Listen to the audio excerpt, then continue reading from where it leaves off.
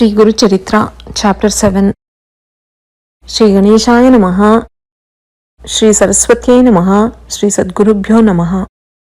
Namadarka Sharma asked Siddha, Divine Master, please explain to me why the Lord, who sported in a human form for the uplift of sadhus, disappeared at Kurvapura. Siddha replied, the Guru wanted to assume another mortal form and hence had left the old one. Now listen to that story. In a village on the banks of river Krishna, the wife of a Vedic Brahmin by name Ambika gave birth to a son. As ill luck would have it, the boy happened to be a dullard and idiot. When he grew to the age of 8, his father performed a sacred thread ceremony and initiated him with the Gayatri mantra. As he was unable to utter the mantra properly, his father used to grow desperate and beat him. Then the Brahmin's wife used to intercede on her son's behalf, saying, "Oh sir, he is a congenital idiot. We have nothing to gain by punishing him except regrets. If you beat him again, I shall jump into a well and end my life." The Brahmin realized his folly and kept quiet.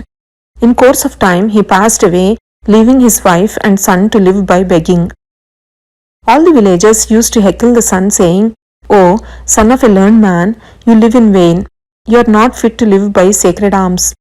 It is better that you drown yourself in the river." Unable to stand the ridicule any longer, one day he made for the river to commit suicide. And his mother followed him with same intent. Then Lord Shripada, who was at the moment bathing in the river, stopped him, saying, "O Brahmin, do not be hasty. Otherwise, you would incur the sin of committing suicide as well as the sin of killing a Brahmin. No one can help you out of it. It is better for you to live on, facing any amount of suffering." The Brahmin lady then said, "O Holy One, people are humiliating me for being cursed with the birth of a stupid son. They consider it a sin even to see my face. What could I gain by continuing to live?"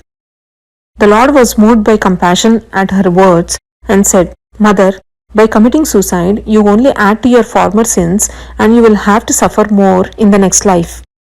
She said, "Sir, I shall do as you say, but tell me whether anyone has really benefited in the past by doing so." Lord Shripada said, "Once a king by name Chandrasena ruled the country with Ujjain as his capital. His friend, one Manibhadra, obtained the Chintamani or the wish-fulfilling gem by the grace of Lord Shiva. Knowing how invaluable the gem was, several kings planned to grab it and invaded the country. Then King Chandrasena and his friend Manibhadra meditated on Lord Shiva at the proper hour. Seeing their Saturday worship, several urchins of the village gathered in front of their houses and commenced worshipping the Shivalingas with bay leaves and flowers that their mothers had to drag them into their houses for lunch. One such cowherd boy opened his eyes in the middle of the worship of Lord Shiva, was interrupted by his mother. In order to expiate the sin of it, he was ready to commit suicide. Then the all-seeing Lord Shiva appeared in front of him and offered to grant him a boon as a reward for his intense devotion. But all that the boy asked for was that he should be pardoned for his sin. The Lord said, "My child, owing to your devotion, you shall attain my eternal proximity. Your mother, out of ignorance, has committed the folly. Still, as she had witnessed my worship, she shall have the good fortune of giving birth to the avatar of Lord Vishnu in her next life." So saying, Lord Shiva disappeared. The Shivalinga there was shining with a divine splendor. The kings who invaded the country saw that and realized what a pious soul the ruler of the country was. They realized how unholy it was to think of waging war against such a one. Completely converted, they paid a friendly visit to his palace and all of them together proceeded to have a look at the splendid Shivalinga. They were happy at its sight and honored the cowherd boy with plenty of wealth. The mother of the cowherd boy was later reborn as Yashoda of Puranic fame, came to be known as the mother of Lord Krishna, the avatar of Lord Vishnu. You too shall obtain merit like that by worshipping Lord Shiva.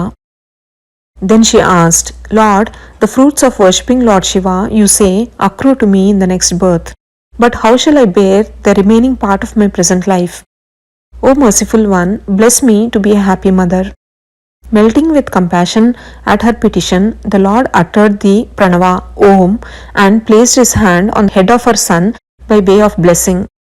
Instantly, the boy became a wise one and an eloquent speaker. The Lord then commanded him to serve his mother and said to her, Now, mother, you are free from care. Devote the rest of your life to the worship of Lord Shiva. In your next life, you shall have a son of my stature. She happily returned to her village and dedicated her life to the worship of Lord Shiva. Then the Supreme Lord Sripada reflected thus, I have assured her by way of blessing that she shall have a son of my spiritual stature. But there can be no one like me. Therefore, I shall keep my word by taking birth as her son. Thus, the unbounded one willed his own birth once again. Even then, as there was much left to be accomplished for human weal, in his present manifestation, he has not left off his identity as Sripada. Though unseen, he has been granting the wishes of those who serve him. Having heard all this, Namadarka asked, Holy Sir, why did Lord Sripada chose to manifest himself again before the mission of his manifestation was accomplished? How could he fulfill the wishes of his devotees while being invisible? Please substantiate this. Siddha replied, O Namadaraka, the Lord is eternal.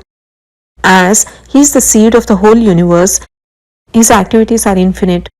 So his purposes are infinite. In fact, he is ever front of his devotees granting their prayers.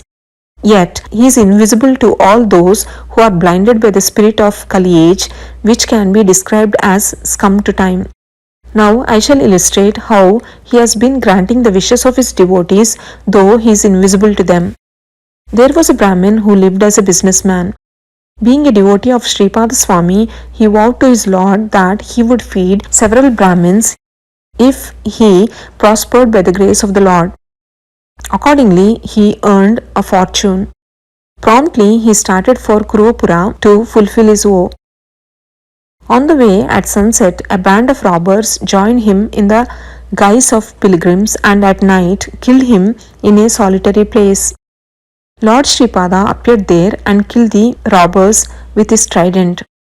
One of the band of robbers humbly submitted to him and said, As for myself, O Lord, I have not joined the Brahmin with any evil intent. Please consider this and do unto me what I deserve. The Lord told him to keep a watch on the Brahmin's body, joined the severed head to the trunk and sprinkled it with holy ash and water. Then the Brahmin revived, but by the time he sat up, like one awakened from deep sleep, the Lord disappeared. He was frightened at the sight of the dead bodies of the robbers and learned of all that happened from his lone companion. He was very sorry that he was not blessed with the sight of the Lord who saved his very life. The Lord has taken so much trouble for my sake and granted his sight to the robbers, but not to me who has been serving him for long. How unlucky am I! However, he gathered his belongings, proceeded to Kurupura, fed 4,000 Brahmins, and profusely honored them with gifts of money. Lord Sripada has performed many such divine acts in his subtle form. He can even be seen by those who are pure at heart. Even though he later manifested himself as Sri Nrsimha Saraswati, he has been manifesting his divine powers in his subtle form at Kurupura too. That village has become so holy by his external presence that those who live there gain the merit of performing all holy rites like the recitation of Veda, religious sacrifice, spiritual discipline and charity. Even those who live elsewhere will win his grace by contemplating his divine name, Digambara Digambara, Sripada Vallabha Digambara, Digambara Digambara, Avaduta Chintana Digambara. Shri Dattaya Guruve Namaha.